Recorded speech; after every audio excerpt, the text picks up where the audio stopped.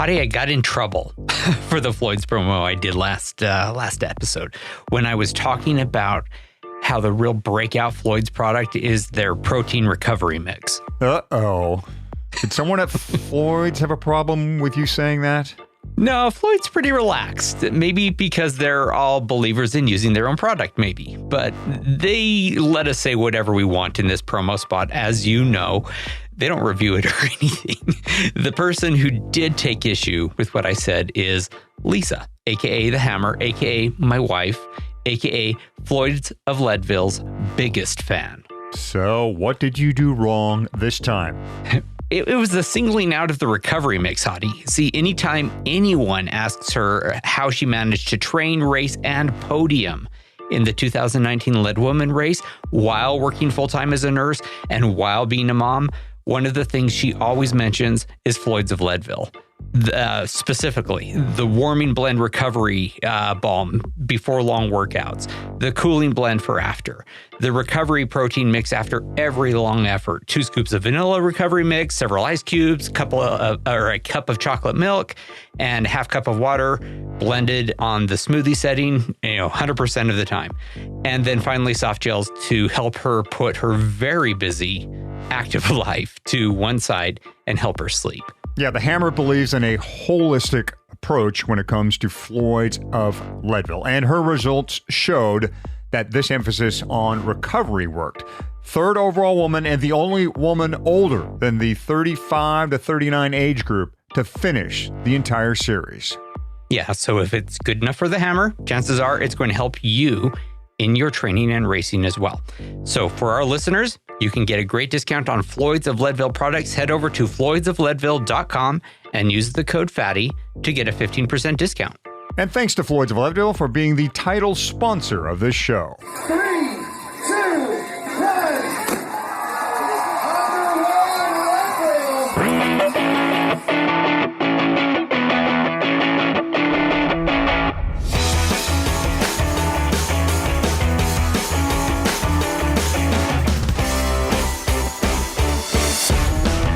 Leadville, the podcast for the 100-mile mountain bike race presented by Floyd's of Leadville. This is season 4, episode 9 of the show that breaks down, builds you up, gets you ready, and freaks you out for the highest and hardest one-day mountain bike race in the country. I'm Michael Houghton, Hottie to most. And I'm Fatty, and I've got some news for you that is going to freak you out, or at least it freaks me out. This is the last episode we will be releasing in May.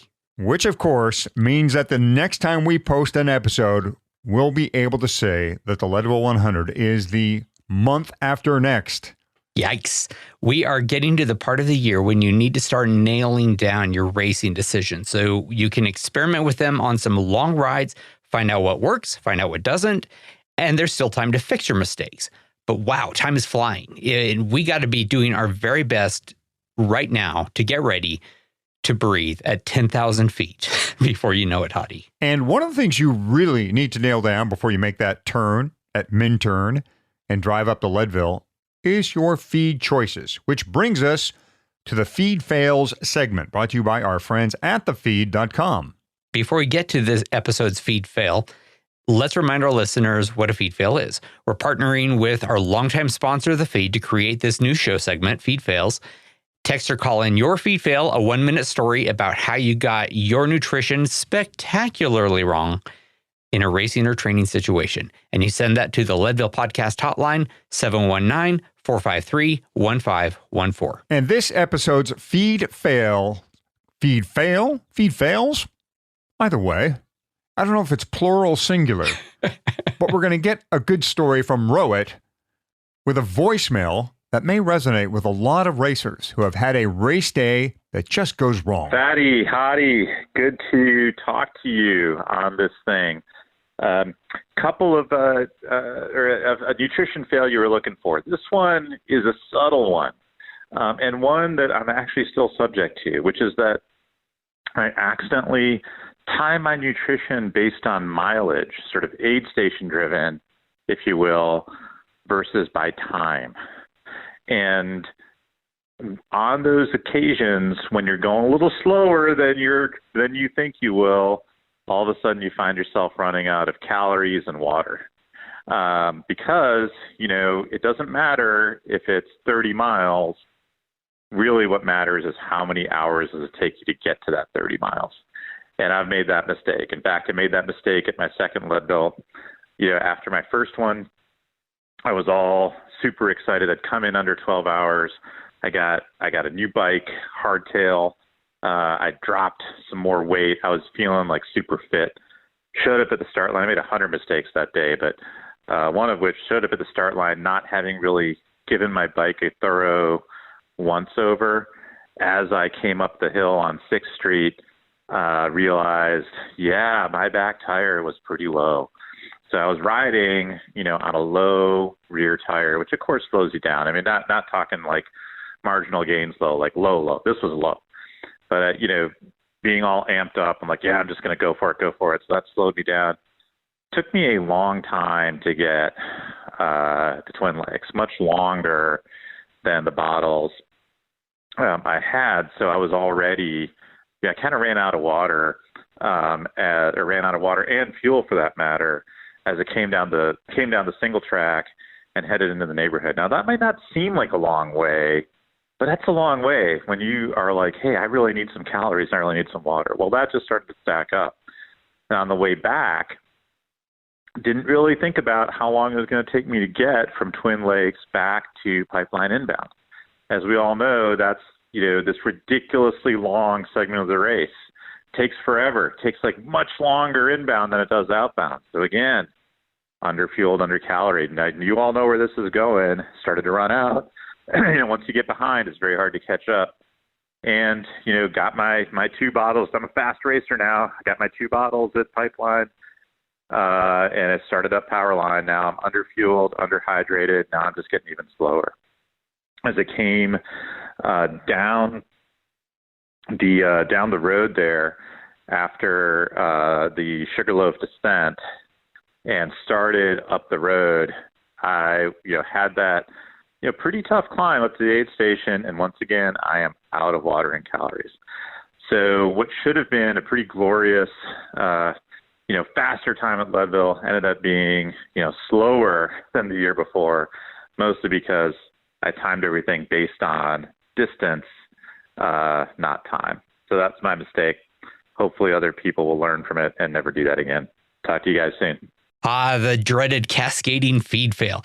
I've had the same thing go wrong. You want to stay light, so you carry only as much food as you need under the best of circumstances. It's a dangerous gamble because things don't always go right. And when they don't, you still are burning calories or matches or both. If you don't have enough food with you, your other problem gets compounded by a bonk. So carry enough food to cover not just your best case scenario, but your worst case scenario as well. Being caught on the trail without enough to eat is just as bad as discovering you have a flat and no way to fix it. Yeah, lots of wisdom from a very smart, experienced racer here. Thanks so much for sending that feed fail in, Rohit. Send us your own feed fails to the Leadville podcast hotline, 719-453-1514. And make sure you go to thefeed.com/Leadville for your 15% discount on everything at The Feed. And thanks so much to The Feed for sponsoring this segment of the show. Now, I would like to introduce our guest for the show, and I want to do it in a most interesting way. You ready? Oh, I love interesting things. Please go ahead. Let's start then with an audio clue.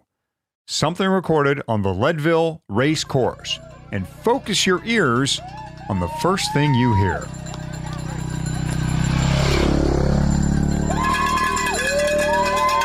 That's Howard Grotz. Hi, Howard.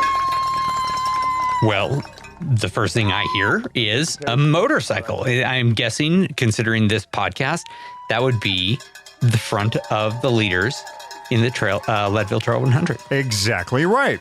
Recorded in 2019 at Twin Lakes Alternate Feed, and the rider at the controls of that moto is our guest, Earl Walker. Yeah, we thought it would be really cool to hear from the person who makes sure that the sharp end of the race has a clear trail ahead, and thankfully, Earl Walker thought that would be cool too. So here he is, Earl Walker, MTB veteran and lead moto for the Race Across the Sky.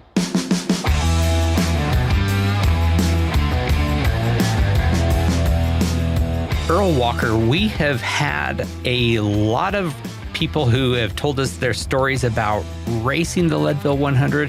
We've talked with people who promote the Leadville 100, who have volunteered at the Leadville 100, but we've never talked with a guy who rides in front of the Leadville 100. So welcome.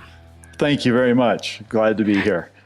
And it's underselling you, though, to say that you are just the guy on the moto, because you also have something that very few people have, which is the 1,000-mile buckle. So you have been at, I think you've done everything that can be done with the Leadville 100. You've raced it, you have crewed it, and now you moto ahead of it. Tell us a little bit about your racing and crewing the Leadville 100 history before we get to the moto. Well, I think for every one of us who's ever raced the Leadville 100, you see it, you hear about it, and you start thinking, oh, I can do this, I can do this. I was at the end of a professional racing career thinking, oh, 100-mile races, I've never done that. Let's see what that's like. And so I signed up, and that kind of started it. And it was, at the time, a one-time thing. And then a bunch of friends saw that I did it, and they all wanted to do it. And I was like, well, I'll do it again. And then a couple of them decided to do it on a tandem. And one of them was one of the founders of Indy Fab, a guy named Steve Elms. And so he built a tandem, and then he and Rob Mossman raced the tandem. So that was another year that I did it. And then my brother wanted to do it. And so at that point I was at 4 years, and I had then moved to Leadville. And so I was like, well, I guess I'll go for 10. So much for one and done, huh? Yeah, so much for one and done. And, long story short, there were 3 not so great races, either due to a lack of training or being sick on race day. And the other one was another lack of training. One of those years, my wife beat me because of that. But it took 13 tries to get 10 buckles. And myself and Bruce Kelly were the first 2 Leadville locals to get our 1,000-mile buckles. We did it in the same year. Mm-hmm. Bruce was the first one. I was the second one because he was about 30 minutes in front of me. But, and at that point I thought, great, I'm done. I don't have to do Leadville anymore.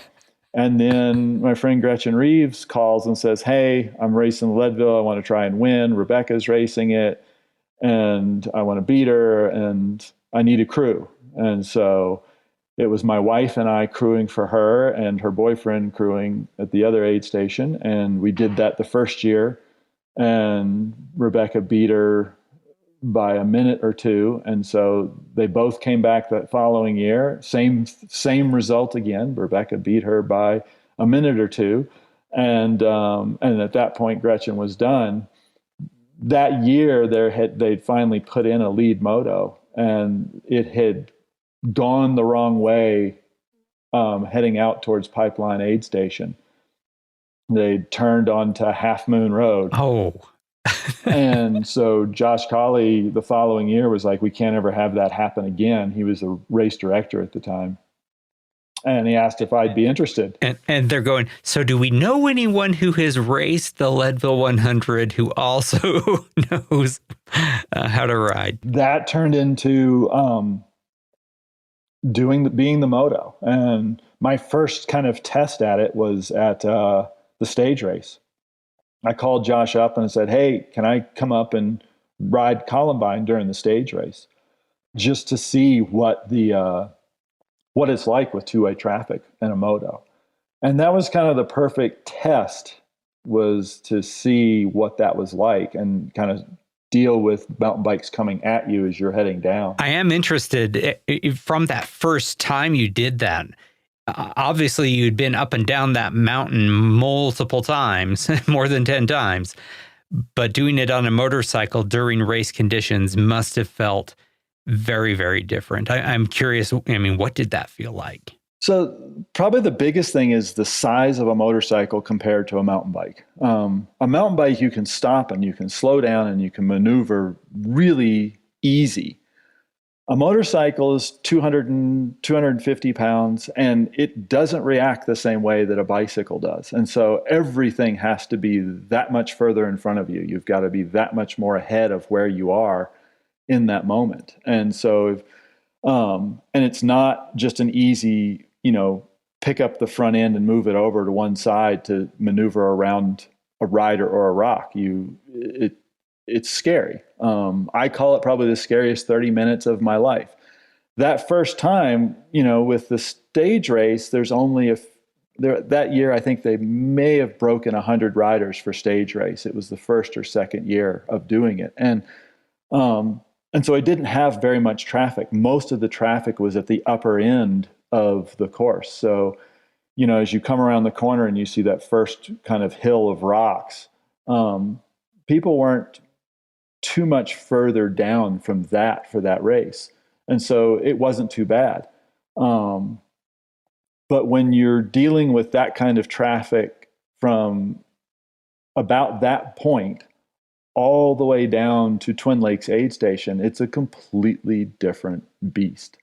The first year was quite a surprise for the Trail 100. I'm interested in the story of that. The first time you did that for the Leadville 100, and instead of there being 100 people there, there are approximately 1,600 to 1,800 racers. You are seeing people in both directions, really, for a third of the race. That's got to be crazy. So the overlap on the race to the leaders goes from, by the time on our way back, we're usually seeing the very last place riders coming out of Pipeline Aid Station. So we're heading into Pipeline Aid Station, say about a mile out, when we see the very last rider who is going to make it to Twin Lakes. And, you see them and you're like, wow, their ride today ends at Twin Lakes, but at least they're out there. And they're still giving it a try, and they haven't given up, and they've continued on. But the overlap is always around that point, beyond the single track on the return for the leaders. But it's huge. So that's 10, say probably 15, 16, 17 miles of the whole 50 miles of the course.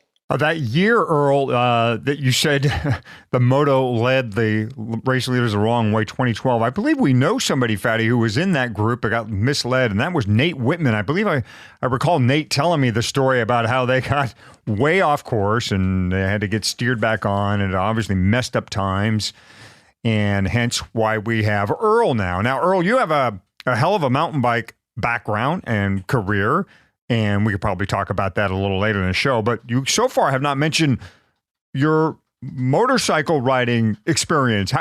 Was this the first time you got on a motorcycle? I'd imagine you had some experience before 2013. I started riding motorcycles as a kid with my father, and then that got abruptly halted due to a kidney illness that I had. And so I was forbidden from motorcycles through childhood. And I was living in Leadville. I think maybe you call it a midlife crisis. So I turned 40 or 41, 42, somewhere in that age, and realized, wait a second, I can have a motorcycle again. And so that was 2006, I think. And so I bought a motorcycle and argued with my wife about it, and then got through that part of it and started riding. And it just kind of built from there. It was something I'd always wanted to do and always had dreamed of doing. For me, I picked it up really easy from my mountain bike skills. And so it was pretty unique. What I found as a great asset is having been a professional downhill racer, I'm much faster on a motorcycle downhill than the majority of people on motorcycles. Most of them tend to go uphill really, really well. I don't. And they tend to not be so great downhill. I don't see any problem with the downhills at all. That's where I'm most comfortable. And so I think that's one of the things that really helps me out for Trail 100 is I've got a lot of confidence in my ability downhill. But you can really say I've only been riding a motorcycle since 2006, And at this level that I'm having to do it, I mean, 2011, 2012, I mean, it really kind of, if Josh had asked me in 2007, or Ken and Marilee at that point had asked me in 2007 to be lead moto, I would have scared me. It would have completely scared me away from it. But yeah, it's not a lifelong history racing, riding, being on motorcycles. It's a new thing relatively for me now. Certainly have more experience on the bike and a really good, well, I'll let you size up your career. What would you say? I want you to split it into two parts for me. You raced Norba and World Cup from the late 80s until 90, so the real big growth spurt for mountain biking. And then you found the Leadville Trail 100. Just size this up. How good of a mountain biker was Earl on that Norba World Cup area? And then how good of a Leadviller were you on the bike? So the Norba, as a professional cyclist in Norba World Cups, I would rate myself as field filler. So never inside the top 20 in cross-country races, occasionally break into the upper teens on a downhill, but never that elite level like a David Weens or a John Tomac or, those types of riders. Crazy as it sounds, I mean, Tomac's one of my first heroes, and I was fortunate to get to race against him, and he's a couple of years younger than I am even. But I was really fortunate to have great sponsors like Ringley Components and John Grafton and Anza and Fat Chance provide me with an opportunity for a career as a professional cyclist. And that lasted from 89 when I turned pro to 97 when I was like, all right, at 33 years old, I'm the fastest I have ever been, and I'm 20 minutes behind Cadell Evans at World Cups because he was 18 and just crushing it, And so at 20 minutes behind, I'm in the upper 30s, low 40s and placing. Also, I based out of Atlanta, Georgia as a professional. I was one of only a couple riders out of the Southeast and one of the first. And so it benefited me with the Atlanta Olympics in 96, racing out of Atlanta. But the pro career, while it was fun, was not profitable, but allowed me to travel and gave me some of the best friendships I have in my life now. I mean, just to be a part of that period through the early 90s with the sport of mountain biking and look at where we are now. I mean, for me, a downhill bike had 3 inches of travel front and rear. That doesn't even qualify as a cross-country bike now. I mean, but we were racing those downhill, and it's insane what the bikes can do now. It's insane what the cross-country bikes. I mean, you look at the bikes at Leadville now. I've never raced Leadville on a 29er. I've only raced it on a 26-inch wheel bike. Oh, you need to come back. You need to find someone who can ride moto for you. It is a revelation. As someone who has done it many times on the 26-inch wheel bike, and now, of course, 29. Oh, the difference. It's incredible. I don't think Dave Weens ever rode it on a 29er either, though. Right, Howdy? I don't think he did. I'm pretty sure he said so. Yeah, I don't think he did. Yeah, I think he... Yeah, so, I mean, you can still win with 26 inches, obviously. But I want to get you to sort of talk us through the race. I mean, of course, there are different people in the lead every time, but you have a perspective of the race from the front that literally nobody else has. And so, I mean, take us from the starting line gun, right? Heading down the pavement and on up. And of course, feel free to sort of break off for specific events, during specific races. But I want to hear what it's like to be in the lead moto in the Leadville 100. Okay. Well, I need to be there by 6 a.m. And everybody's, a lot of people have already filled the corrals at 6 a.m. and they're, everything is happening. And then about 10 minutes before they do, they have the national anthem, and then there's just a few more minutes. At that point is when I usually leave. So I'm not there for the firing of the gun. I go down and I actually stage over at Leadville Junction by the railroad tracks, and I wait for the field to come and join me there. That way I'm not in between Ken's pickup truck and the field. And it just saves a little bit of hassle, and there's nothing for me to do at that point. Jim, the other moto, we send ahead through Escondido Ranch to clear the cows. Because if you've gone through, how the cows can all be in the woods along the road there. So he goes through and tries to clear cows. And then the field comes across the railroad tracks, and I pick up the field. And at that point, the job has started.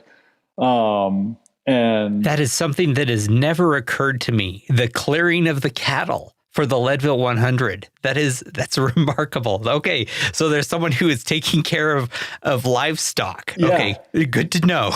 And so, you're at that point, it's trying to figure out kind of what the pace of the field's going to be, because each year it's a little bit different depending on who's there. And settling into a groove as we head into the St. Kevin's climb. The St. Kevin's climb, you look down the hill and the whole field's still together, but usually about halfway up, the lead group's going to pull away by the time they reach the hairpin. So how far ahead of them are you trying to stay? How far ahead of the fastest, of the person who is leading, do you try to stay? Depends on pace and dust. So I generally am trying to stay as close to them as possible without creating dust that causes a problem. So that can be as little as 15 seconds on the climbs and as great as 45 seconds to a minute on the downhills. Pipeline's one of those places where if there's some wind at Pipeline, that's great. If there's no wind at Pipeline, I usually don't even see the leaders behind me. I try to just be far enough ahead to not have dust on them, but still manage any kind of traffic that happens. But, we get through the St. Kevin's climb and head down to the Mara Lee corner where she's usually there directing traffic. And, that's to me, it's like, all right, this is the first hard corner because it's an off-camber corner and you're coming down in front of the leaders. And we come down and I let her know what the field looks like, and then we continue on. And we come out at the St. Kevin's at the aid station there, or at the top of Carter Summit at the aid station, and hit down the pavement. That's, for me, it's the coldest part of the entire day, as it is for most of the cyclists. But we're heading down the pavement anywhere from 45 to 50 miles an hour, all the way down the pavement around Turquoise. I was going to say, I wonder how much faster, or how on the gas you have to be, because of course pros are going to be getting into something as close to a super tuck as possible, and I'm sure that they are getting into, hitting speeds on a mountain bike that I would probably never dare on a road bike. Do you have any idea how fast these guys are going down that? Have you looked at your Speedo and seen what you're at? Yeah, on average, we're anywhere between 45 at the slowest on the downhill to upwards of around 50 to 52 on the pavement. And if you have a group together and they don't kind of split up, then they're at the higher end of the range when they're together. If they split up a little bit, then they're usually a little slower. But most of all the years that I've been, it's been a group of anywhere from 6 to 15 or so riders at the front. And rarely do they split up. Occasionally they will, but not very often. The years that Todd Wells was there and there were some really fast people. Todd, hands down, is probably the fastest rider who's been on the Trail 100 course when it comes to the downhills, especially. He's an amazing descender on a mountain bike. But, we get through the pavement section and then it's kind of a boring little climb up to the Hagerman Road turn. And whatever group's in front tends to just stay together. The real job, the real hard part then comes descending the power line descent off of Sugarloaf and trying to maintain enough distance to not dust those guys, but also be close enough that if something's happening in front of us, whether it's an ATV on the course or something like that, that I can negotiate those people out of the way, and the riders can also see that something's up. If they see me, they know something's going on. If they're seeing me, something's, it kind of just raises their attention level. I would think that being a great descender on a motorcycle like you are really comes into play coming down the power line. Top power line and bottom power line, important technical. Yeah. I mean, they're both technical. They're just technical in completely different ways, right? Correct. Does that put you on the edge? Or are you at the edge of what you are able to do, or are you able to comfortably stay ahead of these pro cyclists bombing down the power line? Having been a pro downhiller, I kind of have an idea of their pace, and so I feel pretty comfortable in front of them descending that. Probably the hardest part of that descent, especially on the motorcycle, is that bottom section, especially when it was a gully. And having to cross over the gully and how off camber it was on the edges. The motorcycle was not a comfortable place to be descending that. You think it's slippery on a mountain bike, and it's much slipperier on the motorcycle. But once you get through there, you then watch as you're going along the pavement or towards the fish hatchery, you watch all the lead group of however many riders, they all group back together and start pace lining with each other. And you can get a sense of how fast the race is going to be at that moment when they're pace lining with each other. How fast they're going really shows whether it's going to be a really fast race or pretty average race. And I think of, for the leaders, pretty average is, 6:15 to 6:30 for an overall time. That seems to be where Howard Grotz and all those guys are these days. Anything under 6:15 is moving, and it's unfathomable how fast they move. The record year in 2015, there was a group of 8 guys together, and they were moving at 31 miles an hour on the pavement as a group. Amazing. And Josh Colley, the race director at the time, was on the radio constantly asking me, how fast are we going? How fast are we going? And I was constantly telling you, we're going faster than anything previous. This is special. And that whole race in itself is a story on its own. But, we get to Pipeline Aid Station.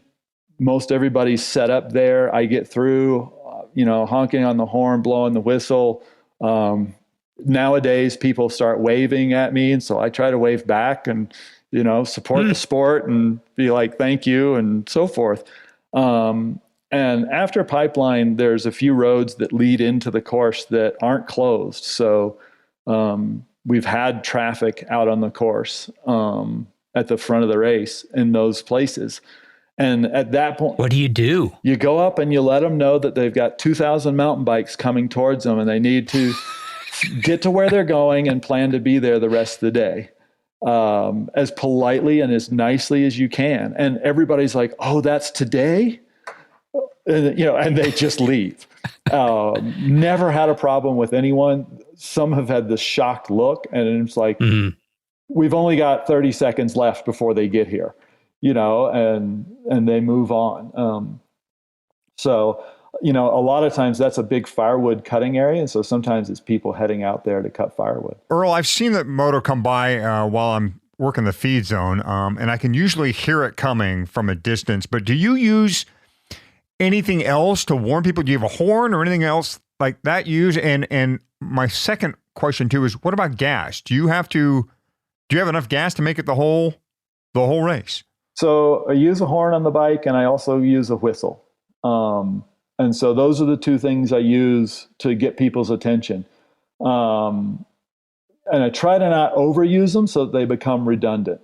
On the fuel side, the bike carries a little over 3 gallons of fuel and roughly 50 miles per gallon. So I've got more than enough fuel to cover the race. I couldn't do the race twice, though. And describe the bike for us. Give us a little thumbnail sketch of it. What size are we talking about here? How well built is it? So I've used 2 different bikes in the past. I actually have a new one this year that I'll be using. But the first bike I used was a KTM 690, which is more of a enduro adventure bike. It was big, but I was comfortable with it. I then switched to a smaller KTM 450 XCW, which was a lot nicer and a lot easier to manage on the descents. This year, I'll be riding on a KTM 350, which is even smaller, lighter bike, mainly because the 450 I had was an 08, and I just got to a life expectancy where I didn't want to run into dependability issues. And so the 350 is a 2017, and everything's in great shape on it, and it's just going to be more reliable for me. So as long as we're taking that sort of this detour onto, what bike and so forth, I have been wondering about you. That is, you're out there for a good long time. You're out there as long as the pros are. What are you drinking? What are you eating? Using the bathroom? I mean, you got to take care of yourself too, right? So those are all issues that the riders deal with and I deal with. My energy expenditure isn't at the same level as on the mountain bike. I'm usually only about 2,500 to 3,000 calories for that day, for that event burned, because I wear my polar and find out, kind of what I'm doing. And I just don't post that to Strava, because then it would have me. But it is a physical day. I mean, it is a physical day. So I use a company called Tailwind Nutrition, makes the drink that has worked for me, and that's all I have is that. Usually on the way up Columbine, I can sneak in a quick watering of some trees. On the way up, because I can put in a little bit of a gap on the leaders and then take a break and then be set and ready. But that's the day. I mean, there's not a whole lot of time you can't stop and open up a peanut butter and jelly sandwich. I can't stop at an aid station and, eat some bars. I mean, I'm working at that moment. And so, I'm pretty accustomed to getting through it though, with just the hydration. Once the men's race is over, I can usually grab a bite to eat real quick, and then I go out and find the lead woman, and then we bring the lead woman in. The action in the front group wasn't too far behind the lead moto, a pack of 10 riders riding strong and steady and calculated. At the front, last year's winner, Howard Grotz, charging hard in red. In the group also, Ryan Petrie, Jason McElveen, Alvin Licata, Alex Grant, Jeremiah Bishop, and Cody Waite. Since we are talking about the front end of the LT100, and that's a place mostly occupied by pros, we'll keep the pro thing going as we highlight our good friends at Envy.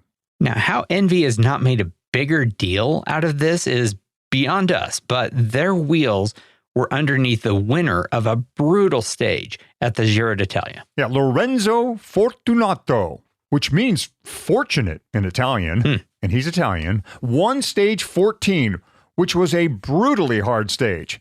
It finished on the Monte Zoncolan, an iconic Giro climb that some consider the hardest in all of stage racing. The last 3 kilometers averages 13%, with a short stretch that hits 27%. That's like power line like stuff there, except on a road bike. Some pro riders even found it necessary to paperboy parts of the Zoncolan. Ouch. Oh, I am familiar with that riding technique. The same reason Fortunato rolls Envy wheels is the reason that we do too. Envy wheels climb great, and you better bet you are going to be doing some climbing in the Leadville Trail 100. Road wheels would, of course, be the wrong choice for the Leadville Trail 100, but a pair of Envy M5s would be perfect. Yeah, be like Fortunato and get your climbing on by getting on a set of Envies. Check out all of Envy's wheels, and most importantly, the M5 wheels at Envy, that's ENVE.com. And if you're going to do the lead boat, the G23 has our vote of confidence for the Steamboat Gravel Race as well. Now, I would like to offer a little advice from the perspective of a crew member.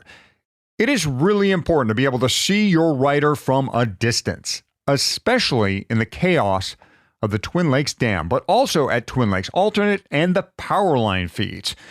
Or I should say pipeline feeds, not power line, because you can't feed a power line. You got to feed a pipeline. Right. Anyway, if you can see your rider coming, then you can be ready as he or she, in other words, you, the feeder, can be ready as he or she pulls to a stop or takes a hand up. Yeah, which is why the last time we raced the Leadville Trail 100 in 2019, I asked our friends at DNA Cycling to make me some very bright yellow to teal jerseys with a custom logo front and back.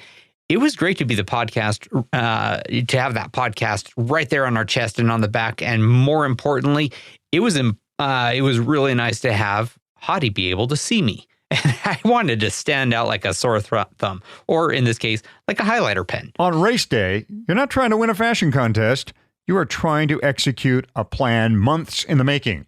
And part of that plan is fast feeds. That's why we went with bright yellow. Yeah, I wanted Hottie and Mrs. Hottie and other crew members to see the racers coming from way down trail. And they did, thanks to our custom DNA jerseys. And you can do this too. All you need to do is fill out a very brief custom apparel inquiry form.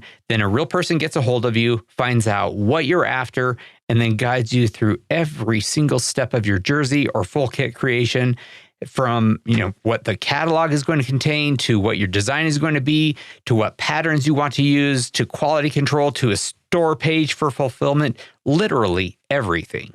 So get started. Go to dnacycling.com and click custom apparel. Honestly, that's the hardest part of the whole process. Our guest is Earl Walker, the man who's been at the front of the race since 2013. And coming up, we get Earl's take on where the race is made for any participant and what every rider can use as they take on the LT100. I want to go back to Pipeline, where we left you in the race there as you were escorting us. We spoke with a local recently who said, when asked, what is the most important part of this course in order to have a good time, he without hesitation said pipeline outbound. Pipeline outbound because you must get in a group to make time. Now, tell us, as a racer, somebody who's raced this and who motos it, would you agree? Is pipeline outbound the spot to make or break your Leadville Trail 100? I think it depends at what level you're racing the race. If you're with the leaders, you want to be in a group. If you're going for a large buckle, a sub 9 hour, you want to be with a group. And you really want to find that group when you come off of Sugarloaf, or, at the bottom of the power line on that pavement section. If you see a group in front of you and you look over your shoulder and you see a group behind you, wait for the group behind you. Let them catch you. Don't spend the energy going ahead. Let the group behind you catch you and then work in with them. And if you can get through the pipeline aid station and stay together through to the single track and regroup after the single track, I think, there's a few minutes there that can be valuable towards the end of the race, and the energy that's saved is huge.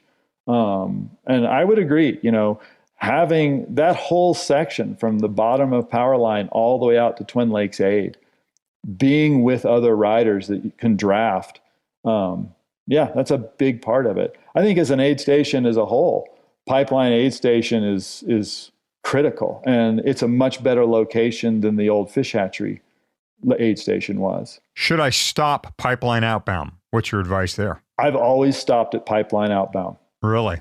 Yep. So when I was racing that race, I would start with a full Camelback, and my goal was to finish 3 liters by Pipeline. Oh, goodness. And grab another Camelback. And what my feeling was to try and always overhydrate. And because I know I was going to go negative later on in the day. And so that was the time to try and, you're stronger, you can carry a little extra weight a little easier. But that was my approach to racing was, Pipeline was, a critical place. If I only have one crew member, though, I send them to Twin Lakes. The pros that you're watching, too, as the lead moto, they, at best, are just taking a hand up Pipeline outbound, which makes sense. They want to keep rolling and keep moving. And in fact, that's what I would tell any experienced cyclist, yourself included. If you were to jump back in the race, I would say, Earl, take a feed, Pipeline outbound, but take a hand up. Just take a bottle. Drop the Camelback, take a bottle on the fly, and keep moving, because you're probably going to be with a group at that point. So tell us about the speeds now through Pipeline, and what is the activity like on that single track? So going out Pipeline, everything's still pretty controlled with the lead group. I mean, they're just working together, cruising along, setting a good pace. We get to the single track and they'll split up, and more, I think they split up just to leave a little bit of a line of sight between each other on the single track. As soon as they get down onto the pavement at the bottom, they're back together almost instantly. The single track's, just a fun section to ride down the hill. It's a great piece of single track. Dave Weens, I think, was the designer of that piece of single track and helped put it in when they needed to do that. And it's rarely representative of Hartman Rocks in a lot of ways. It's a neat little section. But then it's heading out to Twin Lakes. And I'd say for me, the heart rate starts to go up quite a bit heading out to Twin Lakes. One of the things I ran into the first couple of years was coming down the hill on the pavement to cross the highway. The State Patrol wasn't ready.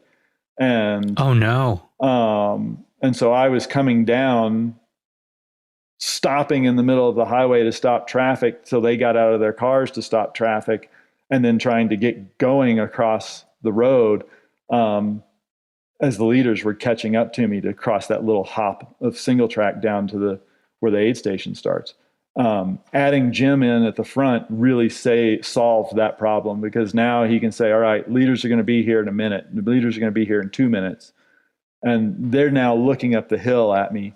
And as I come down the hill, they'll stop traffic for us to cross the highway. And then it's, you make that left-hand turn after you've crossed the highway onto the road, and most years it's a little bit of chaos with people trying to parallel park. They're still popping out tents. They're laying down tarps. Their dogs are running loose. The kids are running loose. I mean, everything is happening, and I'm on a horn, blowing a whistle, yelling, right, leaders coming, just giving people the heads up. And this is even with a moto who's already gone ahead of me to give them the heads up. It still happens this way. And then you get to the dam and you're like, oh, I can relax for a moment. And you cross the dam, and then it happens again, and it's never going to change. I mean, it's the biggest party in Lake County is at a Twin Lakes aid station. It's just spectacular. But we make it through it every year. I remember the first year we were still kind of recovering from, I think we're still very much post 9/11 in our protection of the dam. And I remember the officers that they had stationed on both sides of the dam. My first year, I come through on the motorcycle, and this lady jumps in front of me to stop me from crossing the dam. And I'm like, no, I'm part of the race. I'm the lead. You can't cross the dam on this. I was like, no, I really need to go, because see those guys there? They can't pass me. And finally she's like, okay, and she let me go. Oh, but everyone wanting to do do the right thing. And that's awesome. But some communication that should have happened a little earlier. But I mean, going across that dam, and like you say, it is the biggest party of the year in Leadville happening there. Your heart rate must be absolutely pinned, because you are feeling responsibility for the leaders of this race, and it is their number one race of the year. And in a way, you're kind of their babysitter. That has got to be intense. Yeah, it is. You're babysitting them, but you're also kind of look out for those people who aren't aware. I mean, it's kind of an all-encompassing moment getting through there. But that's just the outbound. That's the easy direction. It gets a lot harder when we come back. And I want to get to that. But first, I mean, right now, and I've sort of been wondering this the whole time, how are you looking forward and backward? Is a lot of mirrors? Is your head mounted on a swivel? How are you doing this? All of the above. So I use mirrors both on the right and left of the bike. And that's probably 80% of my visual on the riders. But I will stand up and look over my shoulder to kind of gauge. Because you know how your mirror on your car says, objects in the mirror may be closer than they appear. So you kind of take that into account looking in the mirrors, and you're gauging what your distance is. And you can't see dust in the mirrors. So I'll stand up and look behind me to see where my dust is in relation to the leaders so that I can keep them out of it. But and Earl, if you don't plug your own business right now, then you're an absolute fool. Now's your moment, man. Well, and the mirrors, yeah. I mean, the mirrors that I use are from a company called Double Take Mirrors, who I happen to work for. But before I worked for them, I was using their mirrors. Look them up, doubletakemirror.com. We make a mirror for motorcycles that is guaranteed for life, unbreakable. The glass will break, but the housing of the mirror won't, and it'll fold out of the way in a crash. But I've been using those mirrors now since 2013 in this bike race. Awesome. So the ascent and descent of Columbine, this must be, I would think, pretty spectacular, both from the view, the absolute beauty of the place, and because this is the crux of the race. Something is going to happen here, attack-wise. Is it important for you to be there and witness the attack, or how do you prioritize Columbine as far as a spot on the race? So Columbine's interesting because there always seem to be people camping up on Columbine the night before the race. And so that's kind of your first thing, is making sure you get them off the mountain before the bulk of the field is up there. And every year we always have at least one vehicle still coming down. And we stop them and ask them to honk their horn from that point forward all the way down till they can get out. And there's enough room for that to happen. It's interesting, that race, the leaders tend to stay together through all the switchbacks and up until you get to the kind of crux part of that climb, that last mile plus. And then they split up a bit. And you'll see a little bit of attacking happening just before that point or right at that point. What's been interesting is whoever's been in the lead, that group of 6 riders usually come back together for the majority by the time they hit Twin Lakes. And so nothing really big seems to happen there. But you kind of expect it. And I think it's their first test of each other, of how strong each other is going up it. And you'll see, I mean, the strongest climber is definitely going to make it to the turnaround first. And they're going to be on the bike, but nobody's that far behind. You will see riders who've hung on to that point. You'll see them drop off noticeably at that spot. And, it is a spot where the cream rises to the top. But I think, for the majority of them, for them, they're still thinking about hitting the power line climb on the way back. That's kind of when the real race seems to start with this lead group. But going up Columbine, they definitely do some testing of each other.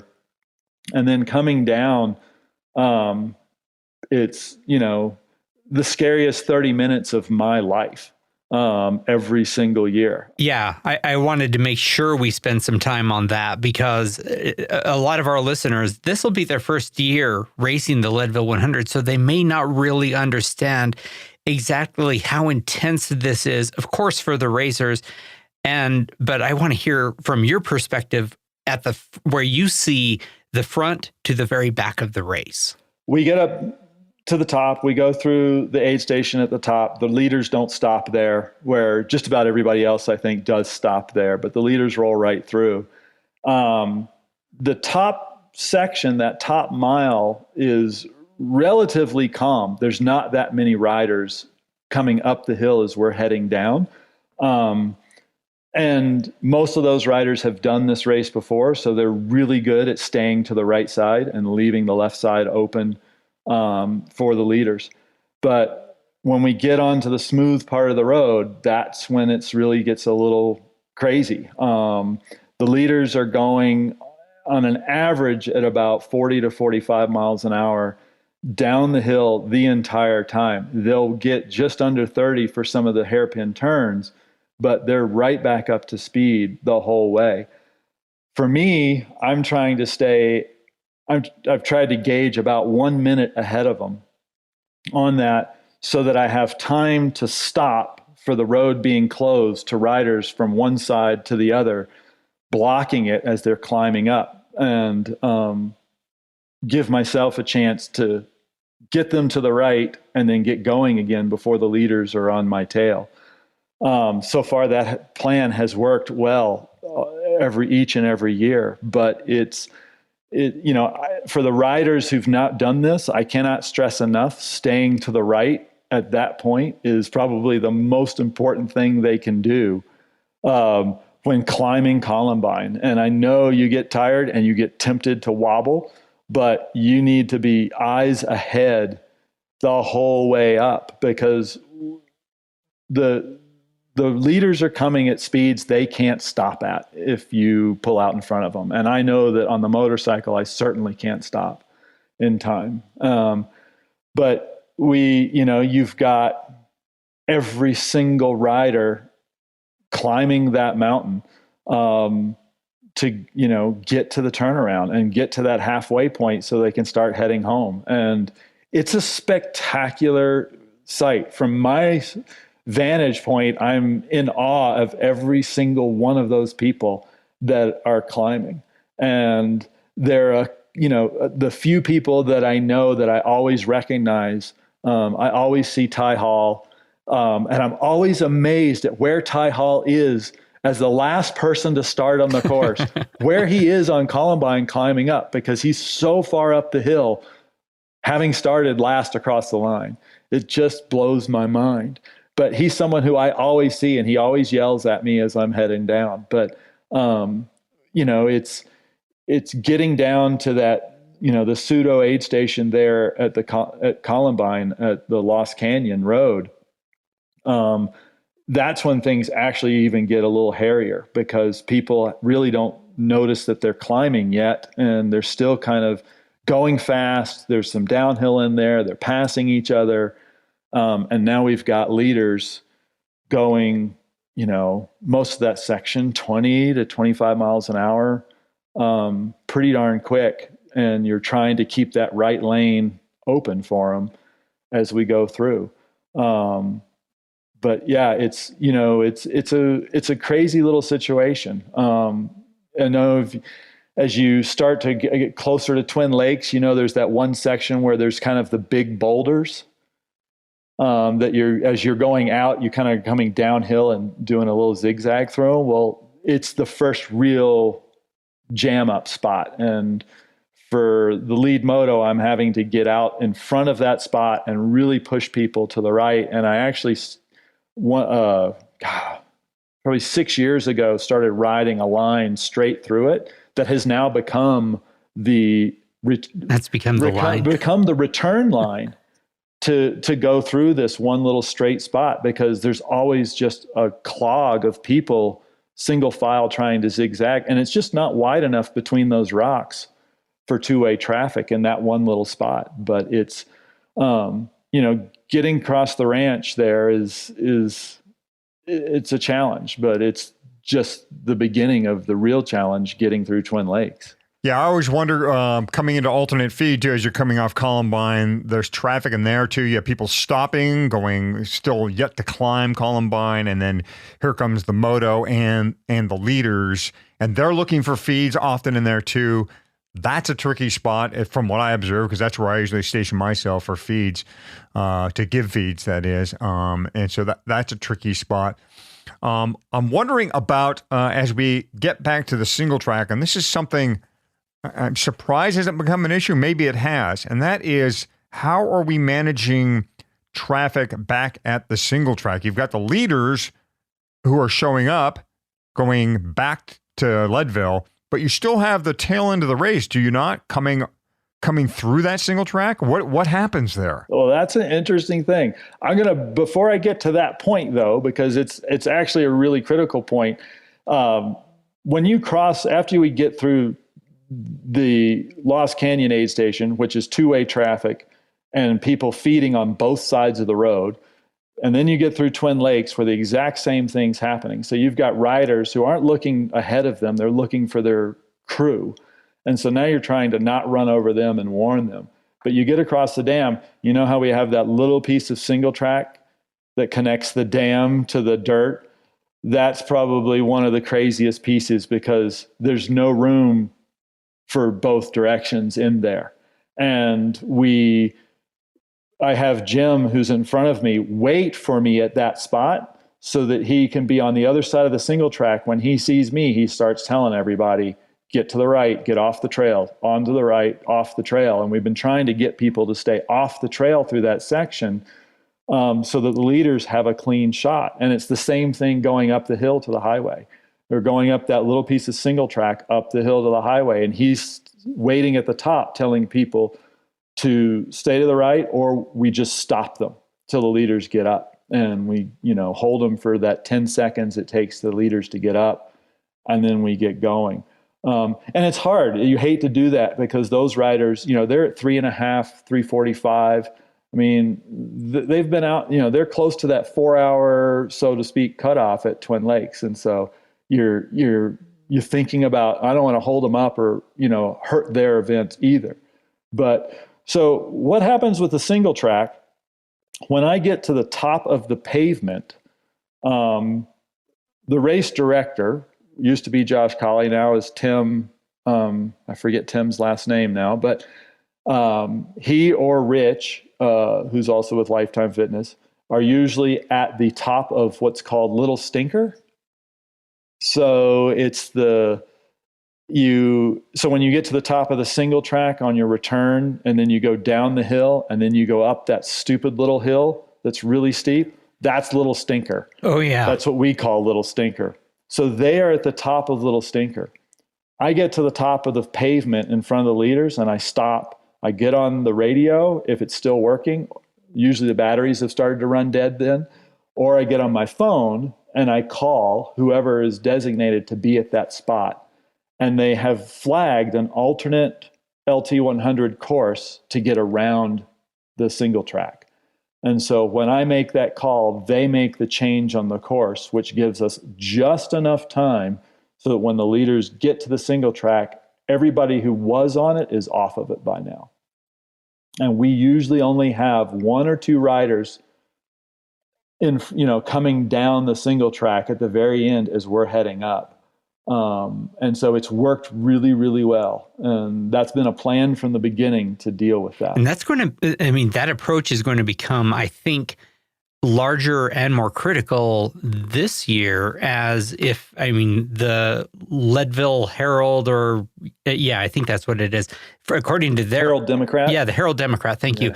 According to their article, wave starts are going to be a thing, which means that we are going to be, the line and the people further back are going to be that much further back behind the leaders of the race. So there will be more people who are going to have to be rerouted than in the past because they will have started several minutes later than the lead racers. So yeah, that's going to be a thing for you as well. Yeah, I think that'll be a bigger issue. I think the reroute that they have is actually slightly easier than being on the actual course. I think good. I've never timed it, but I got to imagine the amount of time that it takes to do the reroute versus the actual course is pretty equal. And it's almost all downhill. So it doesn't have that climb from the bottom of Little Stinker up to the top of the single track. But it's worked really well. And, it'll be interesting to see how that works this year because it will be a lot more traffic there. Yeah. But, at that point for the leaders, the field is pretty sparse. I mean, there's riders, but there's not a rider every second now. There's a rider or two every 15 to 20 seconds. And they're just stoked to get to see the leaders because they get this great clear view of the leaders going by them. And you always see this happiness and surprise, and you always hear them yelling, as the leaders go by. And that's always kind of a fun thing to see. And I try to, give each one of those people at those points, a thumbs up, keep going, get there, because I have that that opportunity to see them finish. I mean, you watch this race, you guys have seen it. It changes people's lives. I mean, we take it for granted that we can go out and ride 100 miles on a mountain bike and do this race year after year on a bike, or in my case now on a motorcycle. But I mean, some of these people, this is the big thing in their life that has happened, and they all become better for it. It's life-changing, no question. Changes enough lives that a couple of guys have been podcasting about a race for 4 years. So I want to flash forward. I think we're probably safe to flash forward to as you get to the base of the power line climb with the leaders. And I imagine you're the Achilles heel you identified earlier. That is, you're not a great climber. That might come into play during an incredibly steep, decomposed granite climb for the first little bit of power line. Would that be the case? I mean, is that tough on a moto? It's much easier on the moto going up it at that point than it is descending. There isn't anything on this course that challenges me on the climbs. I think staying ahead of the leaders on the descents is kind of the real focus with it. But from the race perspective, watching the race, I mean, it is the spectacular point. I mean, that climb is 3.5, 4 miles, and pretty much everything that's going to happen in that race tends to happen in that one little section. And so they'll all come, off the pavement, along the dirt road, used to cross the creek. Now there's a culvert up the hill. They make the left-hand turn where you can look up at power line, and that's when it happens. And that's when riders somebody picks up the pace. And I usually at that point am kind of in between the two turns, being able to look down at them. And I get to watch whoever's going to throw the drama, who's going to throw down first happens there. And, it's like these guys have had a handshake agreement from the firing of the gun to that moment. And then it's whoever's strongest, and they climb. And there are a few points where I have a good line of sight where I can see a leader come up, and I can still wait, and I can then watch for second place, and I'll start giving the leaders time splits to where second place is, and just do that in a couple spots going over. Most of the times it's only about a 15 or 20 second gap as they're going up the hill. But once we get close to the top, then you have, which I think is probably one of the harder descents because of how rocky it is to go down. And we get down that Sugarloaf, down that side of Sugarloaf and to Hagerman Road, and then down to the pavement. And then at the pavement, I can give first place and second place a time split, and then go catch back up to first place. And then I just shepherd first place from that point on back into the finish. It's pretty straightforward, bicycle racing at that point. Occasionally you will see second place on the pavement climbing back towards Carter Summit, working to catch up to first. Sometimes you don't see anybody. There've been a few years where there've been some tight finishes, and the drama is still happening all the way up Carter Summit and into St. Kevin's, to see what happens. And then, down that descent's pretty mundane. And then onto the boulevard, you have these huge long lines of sight where you can see 30, 45 seconds to a minute ahead of you. And for the riders, it's either discouraging or it's like, oh, I can still catch that guy. But it's pretty, that climb of the power line to the top of Sugarloaf is really where the race happens. Watching like the last couple of years, Howard Grotz has taken off there and really never looked back. I gave him 2 time splits, and once the time splits were at 1 minute and 30 seconds, he's like, I'm good. And you're like, all right. Oh, man. The year that Albin Licata set the record, it's at least my understanding and belief that he probably shouldn't even won that year had his teammate Christian Heineck managed himself just a little bit better. It sounded like Christian was the faster racer that year, but really blew it on the power line climb, I think, is where he blew it coming back, and he kind of blew it. He went into the red and could never really come back. Was that what you saw? So what I saw, you had Heineck, Licata, and Saucer. 3 of them at the front. I got to say something about Todd Wells, though, because he flatted and chased those guys for 50 miles and maintained the same gap as that crew. And the record would be faster had Todd Wells not had bad luck in that race, because he was definitely the strongest racer, I think, in that race. But that aside, racing's racing. So those guys attack power line. Heineck takes off. He's in the lead. Licata's behind him. Saucer's behind them. Licata and Saucer both kind of went back and forth in second for quite a ways up that climb.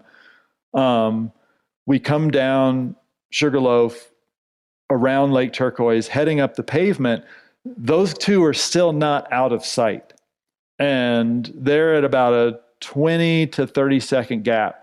We get into St. Kevin's, and Heineck's now pushing close to a minute lead somewhere through St. Kevin's and out the bottom of St. Kevin's across Escondido Ranch.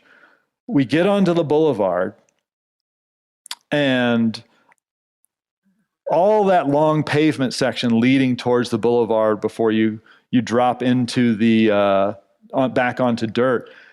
I couldn't see anybody behind Heineck at all. So they were at least at a minute's distance.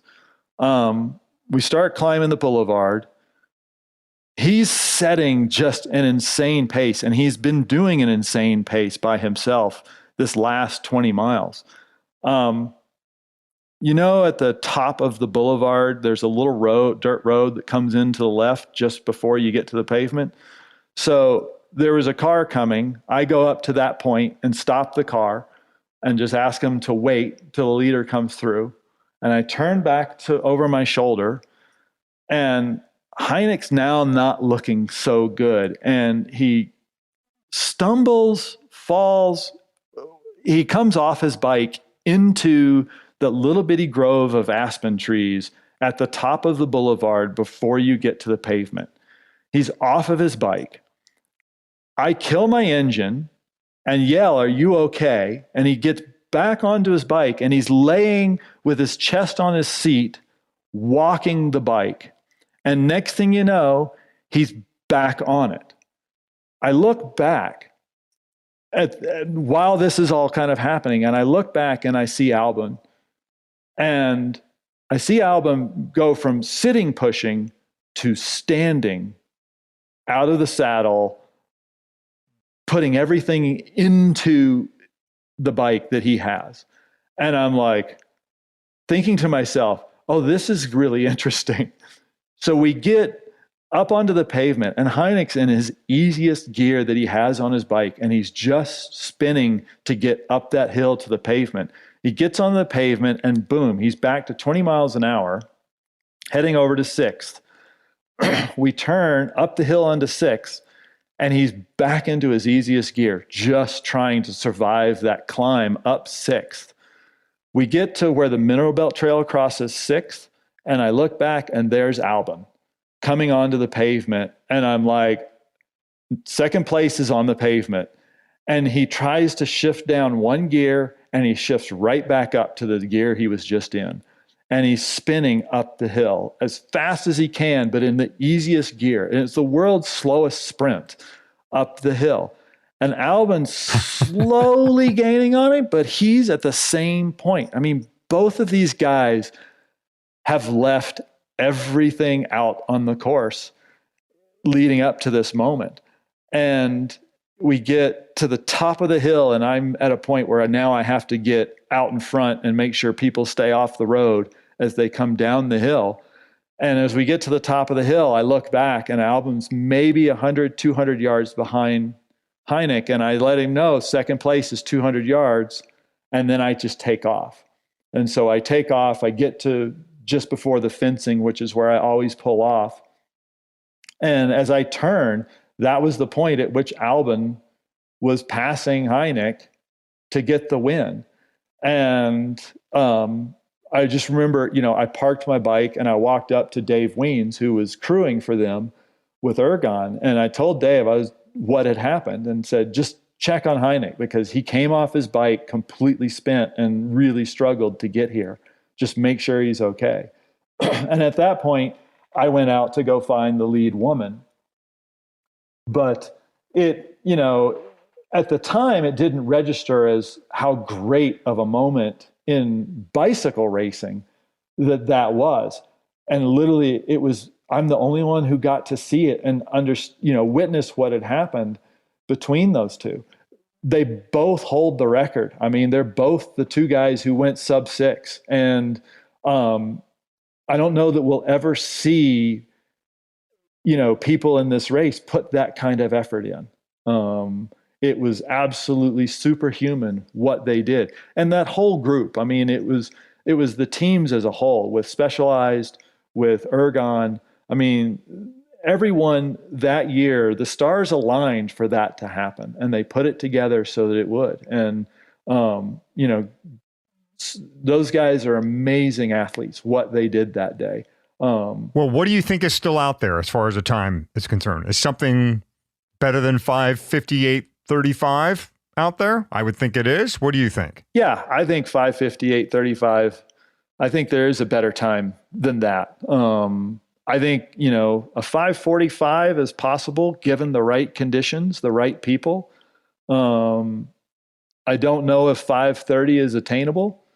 It sure would be something to see, but I just don't think that the conditions, I just don't see things lining up to even be that close. But I think, another 10 minutes off the time is there. I truly believe with what I witnessed with that, that Todd Wells did during that race, the way he chased that group in front of him until the base of Powerline was about where he started to lose a little bit of time. But he had a 5-minute gap to them, and he stayed 5 minutes for over 50 miles by himself. And he was primed that year to have that title. It didn't work out. He won a few races there still. But that was one of the impressive things of that day also in 2015 was, just what he did to chase. And I don't think many people recognize that other than, his teammates and family and friends and stuff. But I think he would have set a better record that year. You've been witness to so many inspiring things on this course. I wonder if you have also been witness to or part of anything that might make the blooper reel. Gosh, the blooper reel. At the front of the event, I tend to not, the leaders tend to not make those bloopers. There are the occasional bathroom break bloopers that happen out there, but during that race, that's just kind of become commonplace. So you see that, but yeah, I really haven't seen much of a blooper reel that I can mention.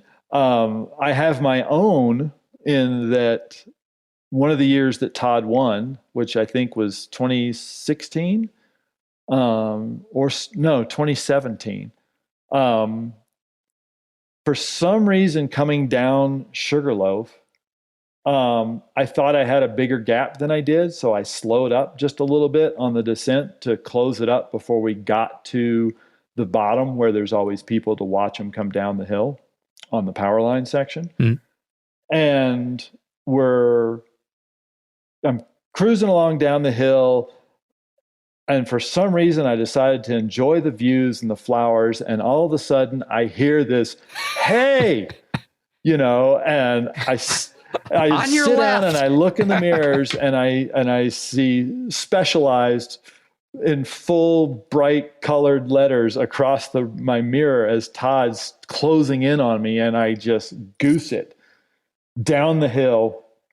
And we're going up the hill to start the power line descent, and I ease up and I pull over and I apologize. I'm like, "Sorry about that." And he's like, didn't say a word, just kind of looked at me like, "That's okay." And then I went on down. And then after the race, I came up to him and apologized for being so unprofessional and allowing him to catch me. And I was like, "I'm really sorry if it messed you up there." And he's like, "No," he goes, "You did just what I wanted you to do. You got out of the way." So, it was good. Yeah. And Todd Wells, one of the sweetest guys ever on two wheels, just a totally genuine class act guy. What I want to ask you, Earl, is this, from the vantage point you've had over the years, what would be the one thing you would want every Leadville racer to know that you think they could use to their advantage as they race and participate in the Leadville Trail 100? Well, I think it happens at the riders meeting. There's a particular speech that the founder gives about not giving up, about digging deep. And I've used that in my life outside of this race, during this race, multitudes of you don't give up. And when things get hard, you dig deep. And I think people need to believe in themselves that they can. This is an event that gives the people that opportunity to show themselves that they are better than they think they are, and they can do more than they think they can. It's so cliche, but those of us who've been around this, I mean, it strikes a chord deep within us because we have had to use it. And so I think that's probably the one thing that every person listening to this podcast who's signed up for the race, who's going to show up on the starting line is, you are better than you think you are, and you will do more than you think you can, and finish what you started. If you showed up at the start line, you finish it until somebody drags you off your bike and says you can't finish. You do everything in your power to finish because you will be better afterwards. You've accepted a challenge to ride your mountain bike across the tallest, the toughest, the baddest mountains in the state of Colorado, and you've got to do that in less than 12 hours.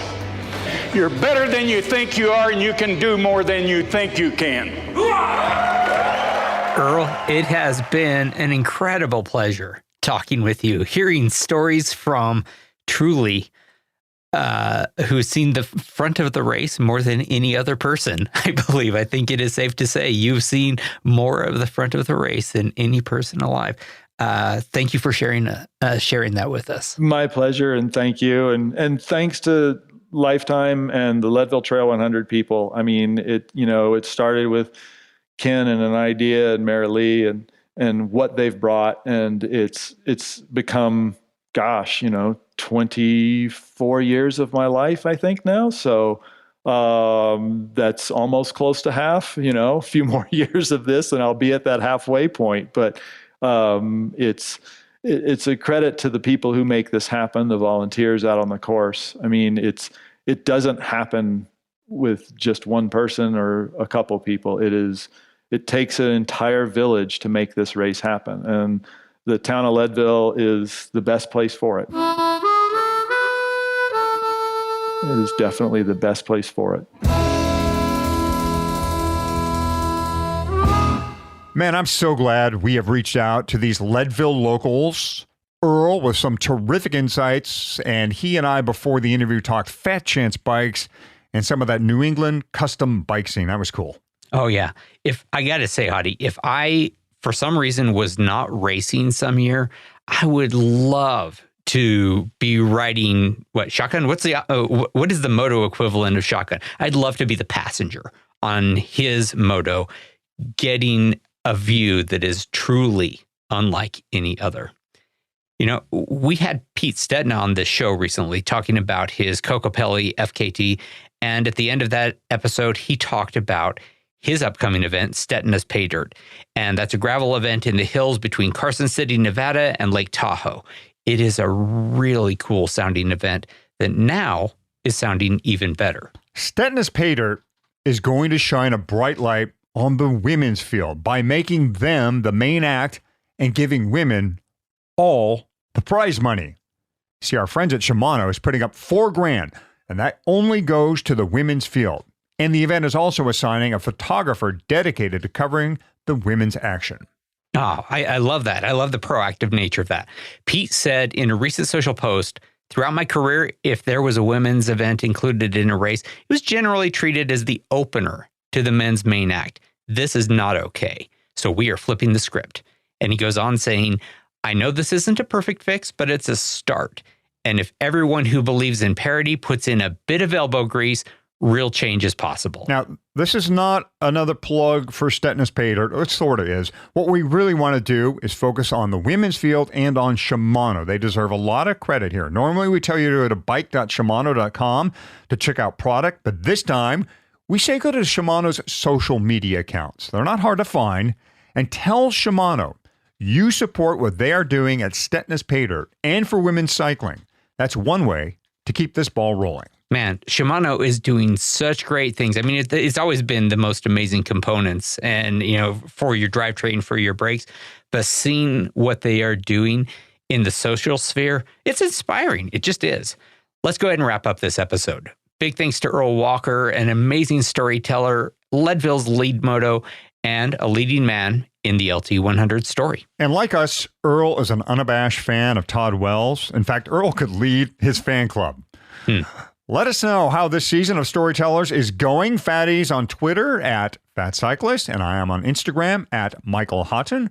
Of course, we are both on the Facebook Leadville 100 Mountain Bike Participants page. Share the love on whatever media you like. And if you want to have a conversation, join our Slack channel. You'll find a link to it over at Leadville100podcast.com. I got to tell you, I love chatting with other folks who, like me, are truly obsessed with this race. If you like the show, go to wherever you listen and give us a 5-star rating and write a review. Of course, use whatever podcast player you like. But we will note that Apple Podcasts has been having a lot of trouble with posting our shows and many other shows. Look, we're not the only ones here. This has just happened lately, so maybe head over to pod.link/Leadville and check out one of the many other podcast listening platforms we are on. Make sure you get every episode that way. Good luck in your training. Thanks so much for listening, and we'll see you soon, very soon, at the 2021 starting line. Bring them on in, Leadville.